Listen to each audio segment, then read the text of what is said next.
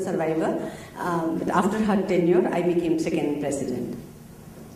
त्यसपछि मैले 2009 मा चाहिँ त्यो बीचमा मैले धेरै संघर्ष गरे मैले पढ्नु पर्छ भन्ने मलाई चाहिँ फिल भयो जबसम्म मान्छेले पढ्दैन अगाडि बढ्न एकदमै गाह्रो छ भन्ने फिलिङ मलाई एकदमै आयो र त्यसपछि चाहिँ मैले पढ्न सुरु गरे र मैले 2009 मा चाहिँ स्कूल SSC पास गर्ने मौका पाएँ. In that period I struggled a lot and I felt that okay, education is very much necessary. I felt that okay, I need to complete my education. Then I started getting education and then in 2009 I completed my school.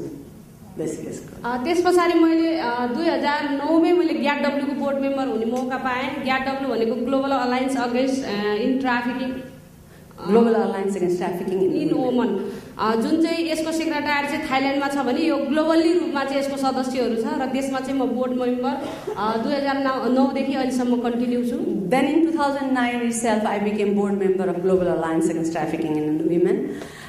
Secretariat is in Bangkok, so till now I am the board member. र म त्यहाँ बसेर चाहिँ विशेष गरी चाहिँ सर्भाइभरको राइटको लागि चाहिँ मैले वकालत गर्ने गरेको छु र त्यहाँ चाहिँ कांग्रेस हुन्छ बेला बेलामा प्रोग्राम हुन्छ र म गएर चाहिँ सर्भाइभरको राइटको लागि चाहिँ वकालत गर्ने गरेको छु. In that alliance my basic role is to advocate for the survivors right because the member congress and all the time and I advocate for the survivors right. त्यसैगरी 2009 फेब्रुअरी देखि 2011 फेब्रुअरी सम्म चाहिँ यो चाहिँ विशेष गरी नेपालमा छ यो राष्ट्रिय स्तरको network alliance against trafficking in woman in Nepal भन्ने छ र त्यसमा चाहिँ मैले चेयरपर्सनको रूपमा मैले 2 वर्ष आफ्नो कार्यकाल पूरा गर्न सफल भए र त्यहाँनिर पनि बसेर मैले सर्भाइभरकै राइटको लागि फेरि पनि त्यहाँ बसेर वकालत गरे. Then I got elected as a president of Alliance Against Trafficking in Women in Nepal. This is a national network of organization working against trafficking and then I became elected president. त्यसपछि त्यही दौरानमै फेरि मैले शक्तिसम्ममा चाहिँ programme डाइरेक्टरको रूपमा नियुक्त भएर काम पनि अहिलेसम्म गरिरहेको छु. Then I got kind of promoted as a program director of Shakti Samu and then till today I am working as a program director of Shakti Samu. त्यसपछि फेरि हाम्रो इलेक्सन भयो बीचमा ग्याप भएपछि र फेरि पुनः मैले चाहिँ 2011 फेब्रुअरी देखि 13 सम्मलाई चाहिँ पुनः प्रेसिडेन्टको रूपमा चाहिँ मनोनित भएँ. Then I got re-elected and then till 2013 I am the president. त्यसपछि यो एनजिओ फेडरेसनको चाहिँ महाधिवेशन भएको थियो र जसमा चाहिँ चुनावी रूपबाट देशभरिको व्यापक सबैजना आउनु भएको थियो र त्यसमा चाहिँ चुनावी रूपमा चाहिँ उठ्नु पर्थ्यो र जसमा चाहिँ म सेकेन्ड पोजिसनमा चाहिँ म चुनाव जित्न सफल भएँ. And now I am central board member of NGO Federation of Nepal and that is national organization where all representatives from all over the country come and then that is real election process and I got elected as a यो चाहिँ विशेष गरी एनजिओहरुको छाता संगठन पनि हो. This is umbrella organization of NGOs. त्यसपछि मैले चाहिँ 2012 मा चाहिँ आईए पास गर्न चाहिँ सफल भएँ. So yeah, you can see in 2012 I completed my IA level, intermediate level. त्यसपछि यही बीचमा चाहिँ म चाहिँ धेरै लामो समयपछि घर जाने मौका घर भनेको जन्म ठाउँमा जाने चाहिँ मौका पाएको थिएँ र त्यसको लागि चाहिँ म विशेष गरी फिल्म हिमालयको विनोदलाई धन्यवाद दिन चाहन्छु. उहाँहरूको टिमले गर्दाखेरि मलाई जानुपर्छ तपाईँ जसरी पनि पुग्नुपर्छ तपाईँ जन्मेको ठाउँमा भनेर उहाँहरूले इन्करेज गरेको भएर चाहिँ म 29 वर्षपछि चाहिँ म त्यो पुनः आफ्नो जन्मथलो चाहिँ पुग्ने मौका पाएँ. After 29 years this year I could go to my native village. In fact, and I would like to thank the filmmaker Vinod who is making film on me and then he encouraged and I could see my family members. त्यसपछि चाहिँ मैले त्यहाँ गइसकेपछि मेरो भिलेजमा गइसकेपछि चाहिँ मैले त्यहाँबाट मेरो आफन्तहरूको चाहिँ कन्ट्याक्ट नम्बर पाउन सफल भएँ र एउटा चाहिँ एकदमै दुःख पनि लाग्यो जुनमा चाहिँ मैले आफ्नो बुवा आमा गुमाएको रहेछु त्यो चाहिँ घरमा गएपछि बल्ल मैले थाहा पाएँ कि मेरो आमा बुवा हुनुहुन्न भनेर तर मैले दुईटा दिदी र एकजना दाइको चाहिँ मैले नम्बर पाउन चाहिँ सफल भएँ. In my native village I came to know that okay my father and mother has already expired. It was a painful moment for me, but I could get the phone numbers of my siblings, brother and sisters, and then getting those phone numbers, I went to India. To find my siblings, and then after 18 years I met them. 29 years I went to the village, but after 18 years I met them. त्यसै सिलसिलामा चाहिँ म मुम्बई पनि पुगेको थिएँ र सुनिल शेट्टी यो Bollywood हिरोसँग चाहिँ कुरा भएको थियो, अन्तर्क्रिया भएको थियो र ट्राफिकिङ सर्भाइभरहरूको लागि चाहिँ के गर्न सक्छ भन्ने कुराहरू चाहिँ छलफल भएको थियो र उसले चाहिँ एउटा आश्वासन दिएको छ, तिमीहरूलाई के सहयोग चाहिन्छ भन, म गर्न तयार छु भन्ने हिसाबमा चाहिँ उसले कमिटमेन्ट पनि गरेको छ. And in this period I went to Mumbai and then I met with the Bollywood actor. Actually he was the one who supported our travel when we were brought to Nepal. So that's why I felt that okay, we need to meet, and then we went to meet and then we discussed. And yeah, kind of now we are developing program against trafficking with them also. अब चाहिँ शक्तिसम्मको उसमा जाँदैछु. म एकदमै छोटो भन्छु शक्तिसम्मको कसरी गठन भयो मैले भनिसकेँ. जस्ट प्रोग्राम के भइरहेछ भन्ने कुरा चाहिँ एकदम छोटकरीमा भन्न चाहन्छु. Now this was about me, and then now I will talk about Shakti Sammo, about the organization. I will be very brief because I already told that okay how Shakti Sammo got formed. शक्तिसम्मको working थिम्समा चाहिँ prevention of trafficking छ, अनि त्यसपछि protection, repatriation, prosecution, rehabilitation, reintegration, advocacy and networking. These are the working theme of Shakti Sammo. यो थिममा रहेर चाहिँ हामीले काम गरिरहेका छौँ र त्यसैगरी प्रिभेन्सनमा चाहिँ हामीले चाहिँ विभिन्न खालको सडक नाटकहरू देखाउने, सांस्कृतिक कार्यक्रमहरू गर्ने, जसले गर्दाखेरि चाहिँ धेरैभन्दा धेरै मानव अथवा बालबालिकाहरू, महिलाहरू चाहिँ यो मानव बेचबिखनबाट चाहिँ सचेत हुन् भन्ने हिसाबले. The prevention of trafficking, we do a lot of street drama and other different type of awareness program so that we can reach as many people as we can and then educate them on trafficking. त्यसै गरी चाहिँ विभिन्न हाम्रो चाहिँ adolescence ग्रुपहरू छ जिल्ला गाविसमा र त्यो गाविसको भाइ बहिनीहरूले पनि सडक नाटकहरू देखाउने, एक किसिमले चाहिँ अवेरनेस रेजिङ गर्ने. Now we are spread over all over the country, and then we are focusing very much on the adolescent population. So adolescent population also they are organized in the group, so they also disseminate information against trafficking.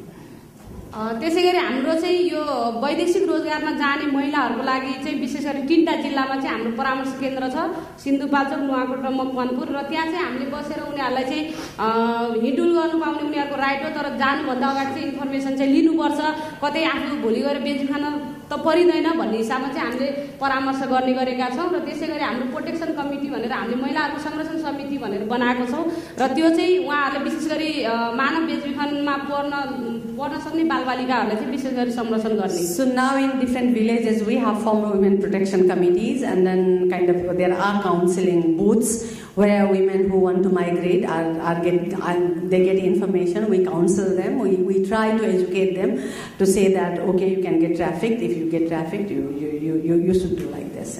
Kind of we provide information. प्रोटेक्सनमा चाहिँ हामीले विशेष गरी चाहिँ adolescence ग्रुपहरू भनेर हामीले 10वटा जिल्लामा काम गरेका छौँ. त्यो 10वटा जिल्लामा चाहिँ हामीले एडोलेसेन्स ग्रुप किशोर किशोरीहरूलाई चाहिँ गठन गरेर उनीहरूलाई नै अवेयर गर्ने र उनीहरूलाई नै एउटा साथी शिक्षकको रूपमा चाहिँ डेभलप गरेका छौँ. So in protection we are working with adolescent group and then in 10 district, and then we take peer educator approach. So we have developed a lot of peer educators who are at the community level who are educating to their peers. त्यसै गरी यो चाहिँ विशेष गरी हामीले चाहिँ किशोरी र किशोरीको अभिभावकसँग पनि हामीले इन्टरेक्सन गर्ने गरेका छौँ, किन भन्दाखेरि किशोर किशोरीहरू चाहिँ बेचबिखनको उच्च जोखिममा कसरी पर्न सक्छन्, उनीहरूलाई कसरी संरक्षण गर्ने, अभिभावक भएपछि चाहिँ अभिभावकको भूमिका के त बच्चाहरूप्रति भनेर चाहिँ उनीहरूसँग अन्तर्क्रिया गर्ने गरेका छौँ. So now and then we discuss, we have a lot of parental education program also, not only adolescent group but with their families also, with their parents we discuss, and then we try to educate them and then try to tell them what are their role as a parents to protect their children from being trafficked. त्यसै गरी रिप्याटेसनमा चाहिँ हामीले विशेष गरी जिल्ला जुन border एरियाको जिल्ला प्रहरी कार्यालय र जिल्ला प्रशासन कार्यालयमा चाहिँ हामीले चाहिँ ह्यान्डओभर गर्छौँ, किनभने त्यहाँ रेकर्ड होस् कतिजना चाहिँ नेपाल फर्के त शक्तिसम्मले कतिजना लग्यो भन्ने खालको कम्तीमा पनि त्यहाँ रेकर्ड भयो भने भोलि डाटा चाहिँ रहन्छ भन्ने हिसाबमा चाहिँ हामीले त्यसरी मिलेर गर्छौँ र ह्यान्डओभर चाहिँ हामीले प्रहरी कार्यालय, जिल्ला प्रहरी कार्यालय प्लस जिल्ला प्रशासनबाट चाहिँ हामीले ह्यान्डओभर दिन्छौँ. So we work on repatriation, and repatriation we work a lot with the police officers who are border police usually, because and then we really want data also, how many women they came, and then whether whether they got re-trafficked or not. So we are trying to develop database at the border level as well, together with the police office, border police. त्यसै गरी हाम्रो चाहिँ rehabilitation centre छ, 3टा छ। यो चाहिँ विशेष गरी काठमाडौँमा 2टा र पोखरामा एउटा। पोखराको चाहिँ अलिकति फरक छ। 18 वर्षभन्दा मुनिको बालिकाहरू जो चाहिँ बेजीफनको उच्च जोखिममा रहेको प्लस बेजीफनमा परेको र विभिन्न शोषणमा परेको बालिकाहरूलाई चाहिँ हामीले त्यहाँ राखेर चाहिँ 6 महिना चाहिँ त्यहाँ राख्छौँ आपतकालीन सेन्टर भएको भएर, र त्यस पछाडि चाहिँ उसलाई पुनः फ्यामिली पुनर्मिलन गराउन सक्ने अवस्थासम्म गराउँछौँ। नभए लङ टर्म सेल्टरको लागि चाहिँ उनीहरूको एजुकेसनको लागि चाहिँ हामीले रिफर गर्ने गरेका छौँ। And then now on rehabilitation we have 3 homes for the survivors. Actually 2 are in Kathmandu and then another is in Pokhara, another city of Nepal. But Pokhara is a little different. That is not all survivors. That is girls in the risk. Kind of adolescent girl who are in the risk, who have been abused and then who has undergone different kind of vulnerable, who are in the vulnerable situation. We bring them and then we provide support to them and try to rehabilitate, reintegrate them with the family. But for those who can't get reintegrated, we try to kind of create long-term rehabilitation plan together with different organizations and provide support to them. त्यसै गरी यही भइहाल्यो एमर्जेन्सीको यो picture हो। अनि पर्सिक्युसनमा चाहिँ हामीले विशेष गरी काउन्सिलिङ हाम्रो जुन बहिनीहरू आउँछ रिप्याट्रिसन भएर त्यो बहिनीहरू चाहिँ हामीसँग 3 महिना चाहिँ एउटा परामर्श सेसनभित्र हुन्छ र जब उहाँहरूले त्यो 3 महिनाको परामर्श लिइसकेपछि लिगली प्रोसेसमा अब जान्छु भनेर जब उहाँहरूले भन्नुहुन्छ अनि बल्ल हामी लिगली प्रोसेसमा जान्छौँ। जसको उपलब्धि चाहिँ यो रहेको छ बजिर सिंह, जसलाई चाहिँ 170 वर्ष जेल गरेका छ। अब यो कार्यान्वयन हुन अझ दबाब दिनुपर्ने आवश्यक छ, किन भन्दाखेरि सुन्नुमा आउँदाखेरि कता कता के भइरहेछ र जे भए पनि यो चाहिँ उपलब्धि हो र यो फर्स्ट केस नेपालको। On prosecution, actually our policy is like that. For 3 months we don't pressure women, but 3 months we do the counseling with the women. We do the counseling, and then after in that process, if some woman really wants to kind of punish the trafficker, wants to go against, then we file the case. And then usually almost all women they want, but we don't pressurize. We first provide the counseling. And then kind of this is one of the example where one man who has trafficked several women got punishment recently, and then his punishment is 170 years. But we have to see whether that will be really that he will get prosecuted or not. त्यसरी रिइन्टिग्रेसनमा चाहिँ हामीले बहिनीहरूलाई चाहिँ urban एरियामा चाहिँ बढी गराउने गरेका छौँ, किन भन्दाखेरि उनीहरू चाहिँ सोसली मा चाहिँ भोलि घरमा जाँदाखेरि चाहिँ समाजले बहिष्कार गर्छ अथवा घरले बहिष्कार गर्छ भन्ने डरको कारणले उहाँहरू धेरै जस्तो जान मान्नुहुन्न। अनि नमान्नेलाई चाहिँ हामीले काठमाडौँमै उहाँहरूलाई विभिन्न खालको तालिमहरू दिएर उहाँहरूलाई चाहिँ रिइन्टिग्रेसन गराउँछौँ र त्यसमा चाहिँ विभिन्न खालको ट्रेनिङहरू हुन्छ। अनि हाम्रो चाहिँ मन्थली जो काठमाडौँमा छ सर्भाइभरहरूको चाहिँ मन्थली बेसिसमा हाम्रो चाहिँ मिटिङ हुन्छ, जसले गर्दाखेरि उनीहरूले के समस्या फेस गरिरहेको छ, कस्तो खालको च्यालेन्ज आइरहेछ, घरबेटीले पो भोलि जा भनिरहेको छ, के अवस्था छ भनेर चाहिँ हामीले महिनामा एकचोटि चाहिँ उहाँहरूसँग बसेर मिटिङ गरेर उहाँहरूको कुराहरू चाहिँ सेयरिङ गर्ने गरेका छौँ। And reintegration is really a challenge because a lot of women they don't want to go home because of stigma. There's a lot of stigma. They fear stigma. And kind of when they go, they can't survive in their family also. So we have created different other options also to reintegrate them in the urban community, find different type of jobs. But wherever they work, whatever they do, every month we have created Survivors Forum, integrated persons forum where they come and then we try to find out what are the problem, how they are tackling those. And a lot of issues are there definitely, but it's doing well. त्यसै गरी हामीले education support भनेर गर्छौँ, जो चाहिँ high रिस्कमा भएको बच्चा, सर्भाइभरको बच्चा प्लस सर्भाइभरलाई पनि एजुकेसन सपोर्ट गर्छौँ।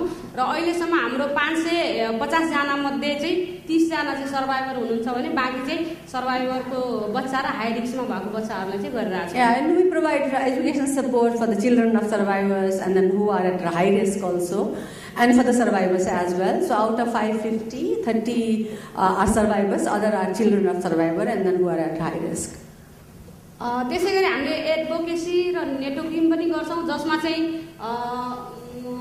यो रिसर्च सम्बन्धी एउटा बुक ग्रुपहरू लन्च गरेर गभर्मेन्टकै मान्छेहरूलाई बोलाएर लन्च गर्ने गरेका छौँ भने अर्कोतिर चाहिँ हामीले पुलिसहरूसँगै इन्टरेक्सन गरेर जस्तो प्रभावितहरूको गोपनीयतालाई कसरी कायम गर्ने भन्ने विषयमा चाहिँ हामीले विशेष गरी पुलिसहरूसँग वर्कसप गर्ने ट्रेनिङ दिने काम चाहिँ गर्छौँ. Yeah, and we do a lot of advocacy and networking, advocacy with the government, we engage, and then we are part of National Task Force Against Trafficking also.